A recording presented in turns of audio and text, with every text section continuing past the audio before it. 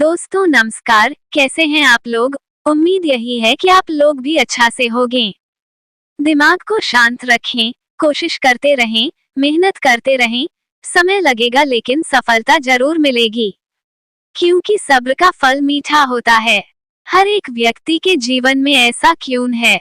ऐसा इसलिए है क्योंकि हम कहीं न कहीं अपने मन के मैल को, मन के कीचड़ को साफ नहीं रख पाते हैं। यूं कहें तो उसका सही समाधान नहीं निकाल पाते हैं। खैर चलिए मैं आपको एक कहानी सुनाता हूँ, शायद आपको इस कहानी से इस सवाल का हल मिल जाए। नमस्कार दोस्तों, बातें ज्ञान की YouTube चैनल में आए आपका स्वागत है। इस चैनल के द्वारा भक्ति, ईश्वर कथा, पौराणिक कथाएं, प्रेरक कहानियां और ज्ञानवर्धक कहानियों का विशेष संकलन आपको मिलेगा और आप ऐसे ही ज्ञानवर्धक वीडियो देख पाएंगे। कृपया चैनल को सब्सक्राइब करें, वीडियो को शेयर करें और अपना बहुमूल्य साथ बनाए रखें। धन्यवाद दोस्तों। महात्मा गौतम बुद्ध के समय की बात है। एक गांव में एक किसान अपनी पत्नी और 2 बच्चों के साथ रहता था। वो किसान बहुत ही ज्यादा परेशान रहता था। अपने 2 बच्चों और पत्नी की जरूरतों को पूरा नहीं कर पाता था। शायद यही उसकी परेशानी की सबसे बड़ी वजह थी। समय बीतता गया, उसकी परेशानियां परिवार की जरूरतों के साथ बढ़ती ही जा रही थी। वह दिमाग से और मन से बहुत अशांत रहने लगा था। कहीं न कहीं वह बहुत ज्यादा दुखी हो गया था अपने परिवार की जरूरतों को नहीं पूरा कर पाने की वजह से। एक दिन उसने यह फैसला लिया कि वह अपने घर को, अपने परिवार को, अपने बच्चों को छोड़कर कहीं दूर चला जाएगा। अंततः वह मनहूस दिन और काली रात आ गई जिस दिन वह अपने परिवार को, अपने बच्चों को, अपनी पत्नी को छोड़कर घर से कहीं दूर चला गया। वह किसान चलता ही गया, चलता ही गया। रात से सुबह हो गई, सुबह से फिर दोपहर, दोपहर से शाम, शाम से फिर रात, फिर सुबह हो गई। उस किसान की मन की पीड़ा इतनी ज्यादा थी कि उसके पैरों के छाले और पैरों से बह रहे खून के आगे फीके पड़ गए थे। ना भूख की चिंता, ना प्यास की चाह, बस चलता ही गया, चलता ही गया। आखिरकार जंगल में चलते चलते उसका शरीर इतना ज्यादा थक गया कि वह एक नदी के किनारे जाकर वह गिर पड़ा। कुछ घंटों बाद उस किसान को होश आया। वह बेचारा इतना ज्यादा प्यासा था कि तुरंत वह नदी के पास गया। जैसे ही वह पानी पीने के लिए हाथ पानी में डाला, उसे सामने नदी के उस पार कुछ लोगों का झुंड दिखाई दिया। उसने ध्यान से देखा तो उसे एक वृक्ष के नीचे महात्मा गौतम बुद्ध बैठे हुए नजर आए। वह तुरंत दौड़ के उनके पास गया और उनके पैर पर गिरकर बोला कि हे महात्मा, हे भगवान गौतम बुद्ध, मुझे अपनी शरण में ले लीजिए, मुझे अपना शिष्य बना लीजिए।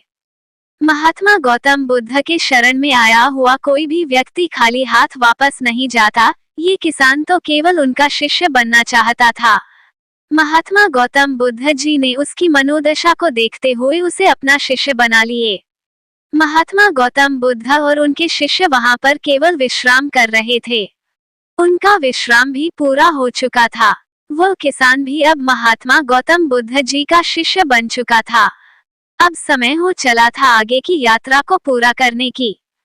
गौतम बुद्ध और उनके शिष्य आगे बढ़ते चले गए। कुछ दूर निकल जाने के बाद गौतम बुद्ध जी को बहुत जोर की प्यास लगी।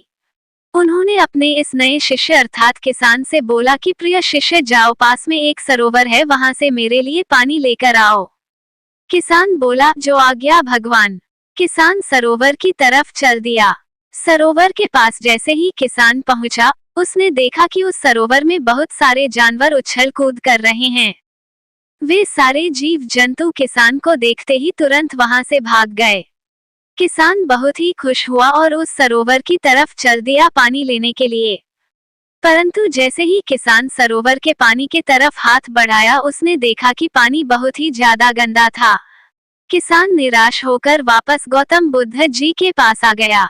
गौतम बुद्ध जी ने उससे पूछा, पानी कहाँ है? किसान ने दुखी भरे शब्दों के साथ कहा, हे भगवान, मैं जैसे ही उस सरोवर के पास पहुंचा तो मैंने देखा कि उस सरोवर में काफी सारे जीव जंतु उछल कूद कर रहे थे और उनके उछल कूद करने की वजह से उस सरोवर के जमीन के तल में बैठी हुई सारी गंदगी, सड़े हुए पत्ते उस पानी में घुल मिलकर एक कीचड़ का रूप ले लिए थे। यही कारण है कि मैं वह पानी लेकर नहीं आया, क्योंकि वह पानी पानी नहीं कीचड़ हो चुका था। महात्मा गौतम बुद्ध जी उस किसान की बातों को समझ गए और मुस्कुराते हुए उन्होंने कहा कि मैंने तुमसे सरोवर का पानी मांगा था। मैंने ये नहीं कहा था कि पानी अगर गंदा हो तो पानी लेकर मत आना।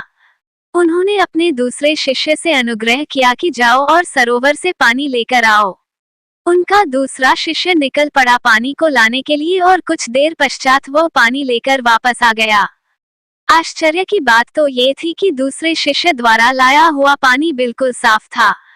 और उससे भी बड़ी असमंजस की बात ये थी कि सारे के सारे शिष्य बड़े ही आश्चर्यचकित हो गए कि यह करिश्मा कैसे हो सकता है, क्योंकि पहले शिष्य ने तो ये बताया था कि पानी कीचड़ हो गया था। महात्मा गौतम बुद्ध जी ने सारे शिष्यों को ये बताया कि जब सारे जीव जंतु उस पानी में उछल कूद कर रहे थे, तब उस दौरान उस सरोवर के पानी के तल में बैठी हुई सारी गंदगी, सड़े गले हुए पत्ते सब घुल मिलकर कीचड़ रूपी पानी का रूप ले लिए थे। परंतु जितने समय में प्रथम शिष्य किसान वापस आया और दूसरा शिष्य वापस गया, उतने समय में उन जीव जंतुओं के भाग जाने के पश्चात उस सरोवर का पानी धीरे धीरे शांत हो गया था। और जैसे जैसे सरोवर का पानी शांत होता गया, उस सरोवर के कीचड़ रूपी पानी में खुली हुई सारी सड़ी गली पत्तियां और मिट्टी धीरे धीरे शांत होकर उस सरोवर के तल में जाकर बैठ गए, जिससे उस सरोवर का पानी शांत होकर साफ हो गया तथा सारे गले हुए सड़े हुए पत्तियां भी शांत होकर आराम से उस सरोवर के तल में जाकर बैठ गए थे। प्रिय शिष्यों, अगर उस सरोवर में किसी भी तरीके का कोई हलचल नहीं होता तो उस सरोवर की हर एक चीज जिसको जहां पर होनी चाहिए थी वह वहीं पर ही रहती। उन जीव जंतुओं के हलचल की वजह से सरोवर के तल में बैठी हुई सड़ी गली पत्तियां मिट्टी उस शांत पानी में मिलकर एक कीचड़ का रूप ले लिए थे। ठीक इसी प्रकार से हर एक व्यक्ति के जीवन में तरह तरह की समस्याएं, परेशानियां और कठिनाइयां आती है, जिसके वजह से हमारे मन में हलचल सी मच जाती है। हमारा दिमाग और मन अशांत हो जाता है। तत्पश्चात हम कोई गलत निर्णय अर्थात फैसला ले लेते हैं। परंतु अगर हम थोड़ा समय देकर उन कठिनाइयों, परेशानियों और समस्याओं के बारे में समझने की कोशिश करें तो मन की हलचल उस सरोवर की पानी की तरह शांत हो जाएगी, जिससे हम अपने जीवन में सही निर्णय का चुनाव करते हुए उसका समाधान निकाल लेंगे। किसान को महात्मा गौतम बुद्ध जी की सारी बातें बिल्कुल साफ साफ समझ में आ गई। उसे ये भी समझ में आ गया कि उसके परिवार में आई हुई सारी परेशानियां, दिक्कतें और जिम्मेदारियां भी इसी सरोवर के सड़ी गली हुई पत्तियों और मिट्टी रूपी कीचड़ की तरह ही हैं। बस जरूरत है थोड़ा समय निकालकर मन को शांत करते हुए उन परेशानियों, दिक्कतों के बारे में समझने और उसका समाधान निकालने की। दोस्तों, समय के साथ साथ हर एक इंसान की जरूरतें बढ़ती ही जाती है। हो सकता है किसी की जरूरत कम हो सकता है किसी की जरूरत ज्यादा हो, लेकिन हमें उन जरूरतों को पूरा करने के लिए मेहनत तो करना ही पड़ता है। हाँ, यह जरूर है कि मेहनत करते वक्त हमें बहुत सारे कठिनाइयों और समस्याओं का सामना करना पड़ता है। इसी वजह से बहुत बार हमारा मन अशांत हो जाता है, निराश हो जाता है, दिल दिमाग में एक अजीब सी हलचल होने लगती है, जिसकी वजह से हम गलत फैसला ले लेते हैं। परंतु दोस्तों, हमें घबराने की जरूरत नहीं है, हमें अपने दिमाग को शांत करने की जरूरत है। थोड़ा समय देकर इसके बारे में सोचने की जरूरत है। इसका समाधान कुछ न कुछ जरूर निकल आएगा।